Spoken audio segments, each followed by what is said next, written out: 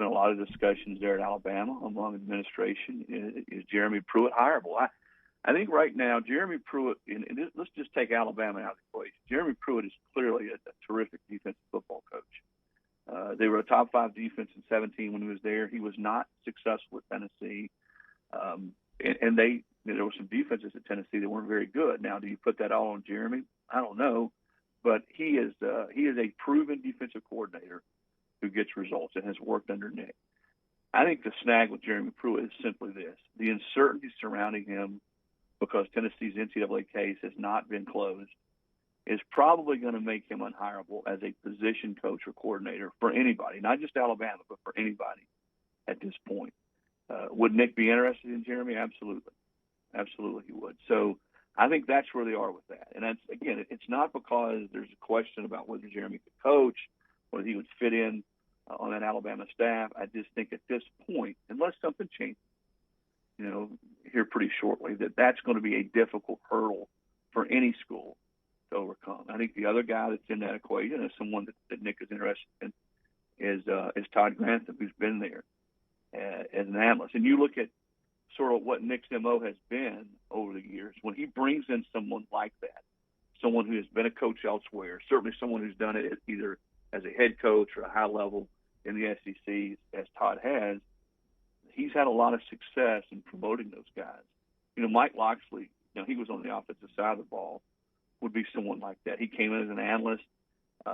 When Nick promoted him to offensive coordinator, there were some people scratching their heads saying, wait a minute, this guy, he hadn't had a lot of success as a head coach. There were some things out there. Well, Lox did a terrific job when he came in. So I think, again, if you just look at Nick's track record and his history, this is something he's done quite often. When he brings someone in as an analyst, it's almost maybe like a year interview, a year sort of to groom him and to see, what he thinks. Todd's worked for Nick too, so I think that's another thing. Defensively, almost all of Nick's defensive coordinators have been people who've worked under him, who know that defense. In fact, the only one that really sort of is an outlier would be Pete Golding when he brought him in 18. Back to what you said about Pruitt being unhireable. To what extent does Alabama have to get that cleared by Greg Sankey or the SEC? Is it NCAA level? Can you just dig a little deeper into that, Chris, on if Nick Saban said, hey, look, I know everything. I completely understand everything. I know the ruling hasn't come down. I still want this guy. What has to happen? Well, there's no legislation blocking. There's no SEC legislation that says you cannot hire this guy. We went through this a little bit with Hugh Freeze. Now, would Greg Sankey be jumping up and down about it? No. Is that a good thing if you're a school in the SEC who your commissioner is not real happy about who you hired? Probably not. Does Nick Saban really care what a lot of people think? No. I mean, he's going to do what he feels like is best for his program. So, no, there's nothing legislative in the SEC that would keep. Now, are there things that you have to do? Are there requirements per SEC bylaws that you have to follow to do this? Yeah, I mean, you go back again with the Freeze situation. I think you've got to have the chancellor go meet in Birmingham with Sankey. You've got to file all these reports. There's all these different things that you've got to do. As I say, hoops you got to jump through. But no, there's no legislation. I think the problem with any school, again, and I won't just say it's Alabama, but any school hiring a coach when there's uncertainty surrounding them, and they may get a show cause, they may get a couple of show causes, they may not. They may get multi-game suspensions. Would it be a 2-game suspension? Would it be a 5-game suspension? Then all those penalties hires those coaches. The school absorbs those penalties. So let's say hypothetically, again, if you want to use Jeremy as an example, he got and I'm not suggesting he'll get a 2-year show cause. I don't know. Most people I talk to think he will.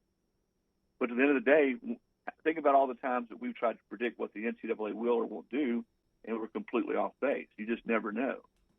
But if you're getting ready to hire a defensive coordinator as a head coach for the upcoming season, and you hire him, and all of a sudden he's got a couple show causes, he can't recruit anybody on or off campus, and you're trying to recruit a pass rusher, you're trying to recruit a cornerback, and he can't really be involved with the defensive coordinator, well, that's not ideal. Now, at Alabama, having Nick Saban there probably helps that situation. And then the suspension. Let's say there's suspensions involved. Well, you've got I don't know how many weeks of games that you can't be, as a coordinator, involved in any game plan. You can't be on the field. You can't be at the game. You can't be involved, period. I go back to Bruce Pearl. He had like a 10-game suspension, didn't he?